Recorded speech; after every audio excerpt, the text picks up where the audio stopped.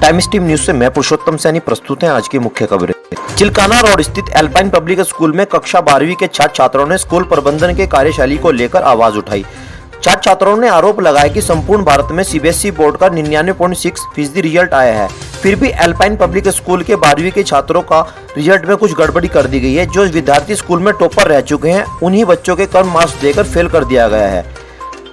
इसके साथ साथ बच्चों व अभिभावकों के साथ मैनेजमेंट द्वारा दुर्व्यवहार करने पर भी आरोप लगाया गया है। इसके साथ साथ विद्यार्थियों के अभिभावकों एवं विद्यार्थियों के साथ स्कूल प्रबंधन द्वारा दुर्व्यवहार करने का भी आरोप लगाया गया। इस मौके पर कक्षा 12 से अबूजर अली, नजमू शहर, शोएब मलिक, शहबर, नीदा, वकी सागर, समीर इत्यादि विद्यार्थी शामिल रहे। जी, आपका नाम क्या है? नीदा। आप कहाँ पर खड़े हो और क्या पूरा मामला है? सर, हम एल्पाइन पब्लिक स्कूल में खड़े हैं और मामला ये है कि हमारा 12th का रिजल्ट आया है कोविड बैच का। तो सर, हम अपने नंबर से सेटिस्फाई नहीं है। सेटिस्फाई क्या नहीं है सर, हम डिजर्विंग वन है और हमें उतने नहीं मिले जितना हम डिजर्व करते हैं, और जो डिजर्विंग वन नहीं है उनकी परसेंटेज अच्छी आ रही है और वो आराम से बैठे हैं। आप क्या चाहते हैं कि आपके जो सर, हम ये चाहते हैं जो रिजल्ट हमारा स्कूल से खराब हुआ है वो इम्प्रूव होके दे हमें, और अगर इनके री एग्जाम होना है तो री एग्जाम हम 5 सब्जेक्ट्स के देंगे जो हमारे हैं, हमारे साथ वो वाले बच्चे भी देंगे जो क्लियर पास हैं। अच्छा, स्कूल की जो सिक्योरिटी गार्ड है, ड्राइवर, उनका कैसा बिहेव रहता है?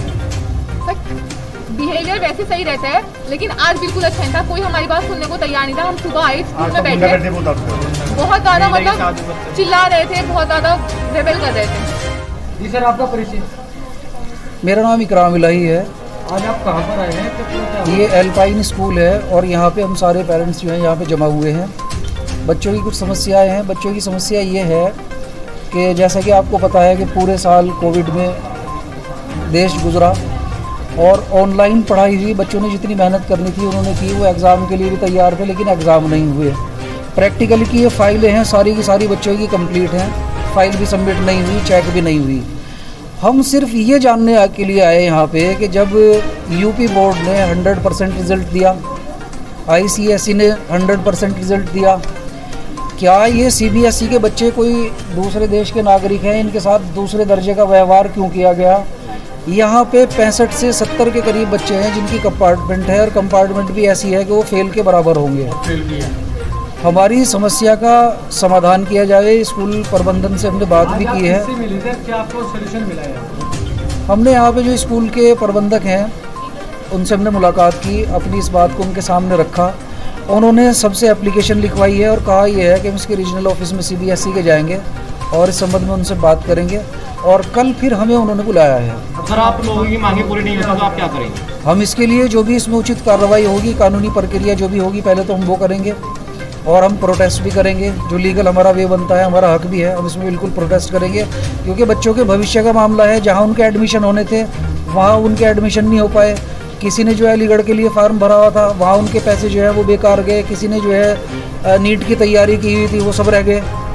तो ये एक तरह का बच्चों से खिलवाड़ है भाई। जब दूसरे बोर्ड ने जस्ट लिसन सर, एक बात और है, जब यूपी बोर्ड ने 100% रिजल्ट दे दिया, दूसरे बोर्ड जितने भी हैं उन्होंने 100% रिजल्ट दे दिया, तो सीबीएसई को ऐसी क्या आपत्ति है? सीबीएसई ने पिछले 3 साल का रिकॉर्ड उठा के जो उन बच्चों को जो यहाँ से चले गए, उस रिकॉर्ड को इन बच्चों पे फिक्स किया। तो ये एक तरह का बिल्कुल इनजस्टिस है, हमें किसी भी तरह से ये स्वीकार नहीं है। जी सर, आपका परिचय?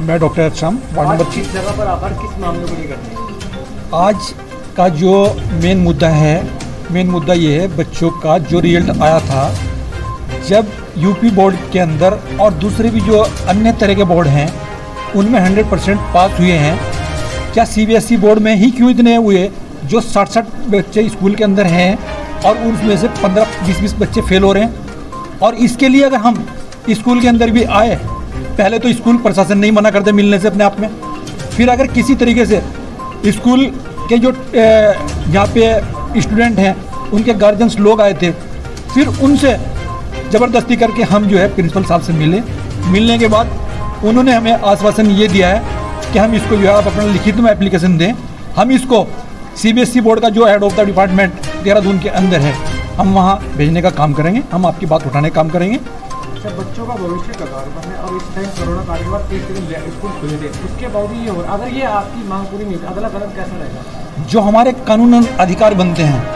प्रोटेस्ट करेंगे, धरना प्रदर्शन करेंगे, सड़कें जाम करेंगे और इसके साथ साथ भी अगर हमारी मांग नहीं होगी, अगर किसी बच्चे ने कोई आत्महत्या कर ली, उसका प्रशासन खासतौर पे जो है स्कूल प्रशासन जिम्मेदार होगा, क्योंकि स्कूल के जो टीचर्स हैं उन्होंने आज भी यही बात कही है कि यहाँ पे कि अभी तक तो कोई मरा नहीं, जब मरेगा तब देखेंगे, उन्होंने ये बात कही है।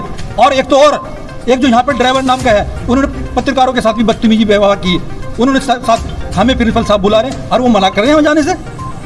मैं खासतौर पर उनकी बर्खास्ती की मांग करता हूँ आप लोगों के माध्यम से खासतौर पर। और साथ हमने अगर एमपी साहब के प्रतिनिधि के तौर पर, एमपी साहब तो दिल्ली हैं, उनके प्रतिनिधि के तौर पर रेहान भाई को यहाँ बुलाया, उनको भी मना कर दिया गया। तो हम आप लोगों के माध्यम से अपनी बात भी हम तक पहुँचानी चाहते हैं, ताकि इन लोगों का, बच्चों का भविष्य जो है, जो इनका मुस्तकबिल है, जो पूरा साल बर्बाद हो रहा है, इन्होंने लाख लाख रुपए खर्च करके यहाँ तक पहुँचने का काम किया, इनको किस तरीके से इसका हम तो ये चाहते हैं कि आपके माध्यम से इनको न्याय मिले।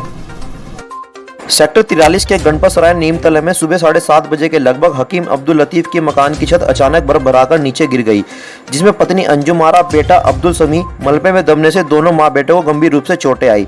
छत गिरने के कारण घर का सभी सामान टूट फूट कर इधर उधर बिखर गया। मौके पर पहुंचे पार्षद मंसूर बदर ने प्रशासन से पीड़ित परिवार की हर प्रकार से संभव मदद दिलाने का आश्वासन दिया। पार्षद मंसूर बदर हमेशा से ही अपने सराहनीय कार्यों के लिए एवं गरीब एवं तथा बेसहारा व्यक्तियों की मदद के लिए जाने जाते हैं। आपका परिचय? मैं मंसूर बदर भैया, यही पार्षद हूँ नगर निगम सहारनपुर। आज किस जगह पे ये हादसा हुआ और कहाँ पे गए? ये जहाँ आप खड़े हैं गणपत सराय नीमतला क्षेत्र है, और ये हमारे हकीम अब्दुल लतीफ साहब का मकान है। और लगभग सुबह 7:30 बजे जो आप ये देख रहे हैं कमरा, इसकी छत भर भराकर नीचे गिर गई। इनकी पत्नी अंजुम आरा और इनका बेटा अब्दुल समी ये मलबे के नीचे दब गए। इनकी पत्नी के सर में और आंख पे गहरी चोट आई है, पाँव में फ्रैक्चर हो गया, बेटे के सर में चोट आई है, टाँके लगे हैं, और इनके दोनों फोल्डिंग, मसहरी और इनकी जो अलमीरा और सामान था सारा खत्म हो गया। हमारी एसडीएम सदर साहब से और तहसीलदार साहब से और पटवारी साहब से बात हुई, और हमारी मांग है प्रशासन से, जिला प्रशासन से, कि ये गरीब लोग हैं, जो भी ज़्यादा से ज़्यादा इनकी आर्थिक सहायता हो सकती है वो की जानी चाहिए। सारा परिवार कंपनी द्वारा ग्राहकों के जमा रुपए को वापस न मिलने को लेकर आज ग्राहकों ने धरना प्रदर्शन किया। ग्राहकों ने नगर विधायक संजय गर्ग के साथ मिलकर कंपनी के विरुद्ध जिलाधिकारी को एक ज्ञापन सौंपा। इस ज्ञापन के माध्यम से ग्राहकों ने मांग की कि उनके जमा रुपए ग्राहकों को मैनेजर द्वारा वापस नहीं दिए जा रहे हैं, परंतु सारा परिवार द्वारा ग्राहकों से पैसे लेकर जमा तो किए जा रहे हैं। ये सारा इंडिया परिवार का यहाँ नगर विधायक संजय गर्ग ने कंपनी के इस रवैये से नाराजगी जताई। चलता है, जिसमें मासिक अवधि के गरीब लोग किस्तों में पैसा जमा कराने का काम करते हैं। इन सब लोगों में बहुत ज़्यादा बेचैनी और परेशान है, क्योंकि सारा इंडिया परिवार के उस तथाकथित बैंक में केवल जमा किए जाने का तो काम हो रहा है, परंतु अगर कोई अपनी राशि ज़रूरतमंद निकालना चाहता है या किसी की एफडी मैच्योर हो गई है, उसको वहाँ के मैनेजर ने देने से मना कर दिया है।